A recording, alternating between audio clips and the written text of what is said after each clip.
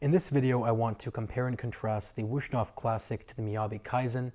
These are both handmade knives, they're both forged, but in terms of fit and finish, I think the Kaizen definitely stands ahead.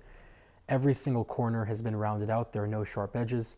The handle is completely flush on both sides.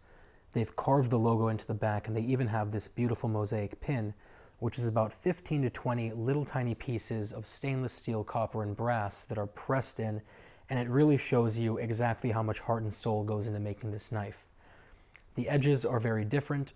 The Classic uses a 14-degree cutting edge, very sharp, but the Miyabi uses an insanely sharp 9-degree cutting edge, so it's quite literally exponentially sharper. On top of that, the Miyabi is sharp from tip all the way to the end of the blade, since it does not have a full bolster.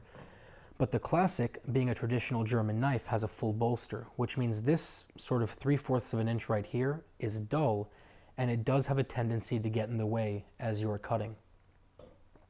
Both of these knives use different steels for their actual cutting cores and for the rest of the blade. The Miyabi uses VJ10, the gold standard. It's about a 60 hardness, while the Wusthof uses their own proprietary blend that's about a 58 hardness. And what that means is the Miyabi is going to hold its edge much, much longer than the Wusthof will. On top of that, it's clad on either side with 32 layers of stainless steel, which protects the blade as well as gives it this beautiful Damascus finish. Both knives have full tangs. The handle of the Wusthof is a very traditional German design. I don't think it's the most comfortable handle out there. The Miyabi, on the other hand, is a very traditional Japanese D-shaped handle, and I think it is very ergonomic and I like it a lot.